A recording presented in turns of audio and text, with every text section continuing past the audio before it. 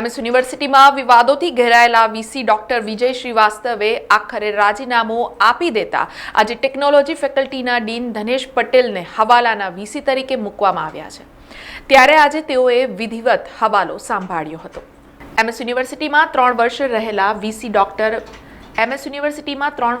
VC doctor વિજય શ્રીવાસ્તવ શરૂઆતથી જ વિવાદમાં રહ્યા હતા અને તેમની સામે હાઈકોર્ટમાં પિટિશન થતાં આખરે આબરૂ બચાવવા તેઓએ રાજીનામું આપી દીધું હતું, જેથી વીસી તરીકેનો કારભાર ટેકનોલોજી ફેકલ્ટીના ડીન પ્રોફેસર ધનેશ પટેલને આપવામાં આવ્યો છે. ત્યારે આજે પ્રોફેસર ધનેશ પટેલે હવાલાના વીસી તરીકેનો કાર્યભાર સંભાળી લીધો છે.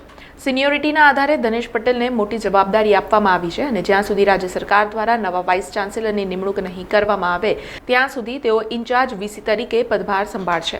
શક્યતા ફેબ્રુઆરીમાં નવા વાઇસ ચાન્સેલરની નિયુક્તિ થાય તેમ જાણવા મળ્યું છે.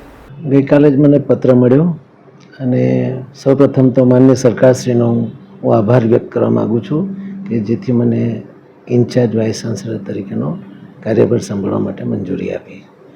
એમનો ખૂબ ખૂબ આભાર માનું છું.